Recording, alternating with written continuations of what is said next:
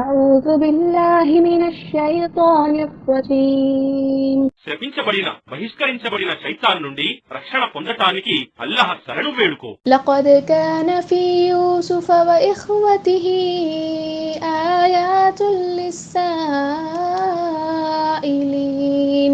వాస్తవానికి యూసుఫ్ మరియు అతని సోదరుల గాథలో అడిగే వారికి ఎన్నో సూచనలు ఉన్నాయి.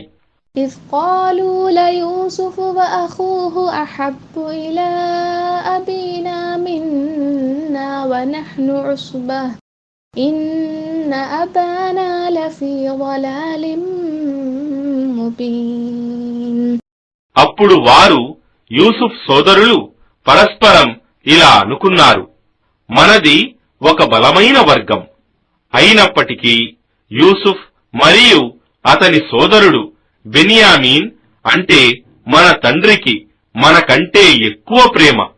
నిశ్చయంగా మన తండ్రి స్పష్టమైన తప్పుడు అభిప్రాయంలో ఉన్నాడు.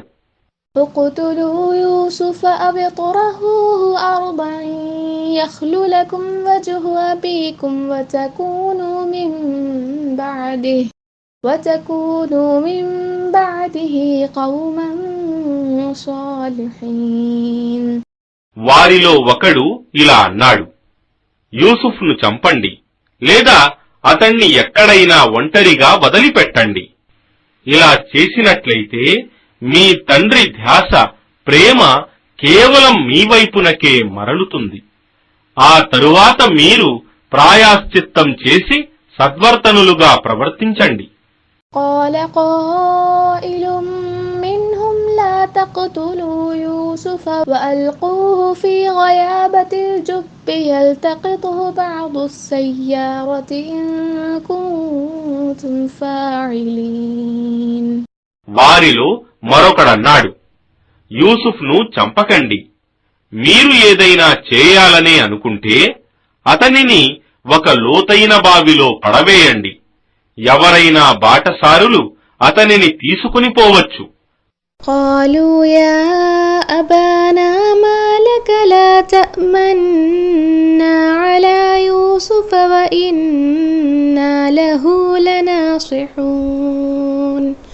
వారు అన్నారు, నాన్న, నీవు యూసుఫ్ విషయంలో మమ్మల్ని ఎందుకు నమ్మవు? వాస్తవానికి మేము అతని శ్రేయోభిలాషులము. أرسله معنا غدا يرتع ويلعب وإنا له لحافظون. రేపు అతనిని మా వెంట పంపండి. అతడు అక్కడ ఆడుకొని సంతోషపడతాడు. మరియు మేము తప్పక అతనికి రక్షకులుగా ఉంటాము. قال إني ليحزنني أن تذهبوا به وأخاف أن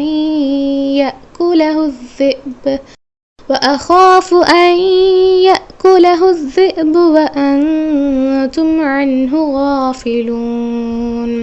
వారి తండ్రి యాకూబ్ అన్నాడు, మీరు అతనిని తీసుకుని పోవటం నిశ్చయంగా నన్ను చింతాక్రాంతునిగా చేస్తోంది.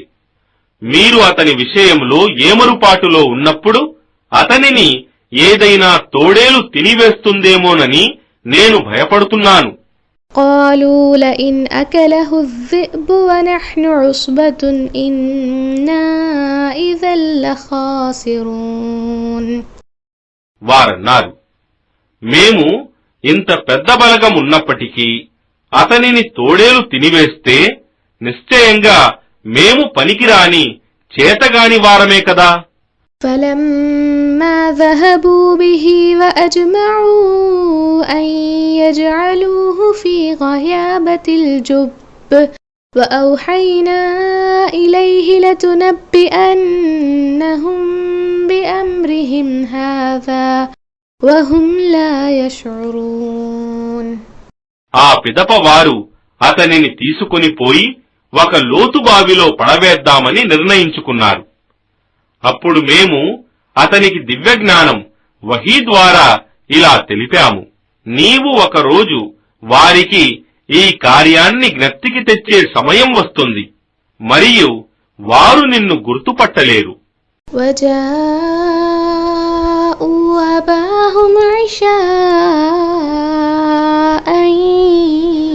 يبكون మరియు ఇషా సమయంలో చీకటి పడ్డ తరువాత వారు తమ తండ్రి వద్దకు ఏడ్చుకుంటూ వచ్చారు.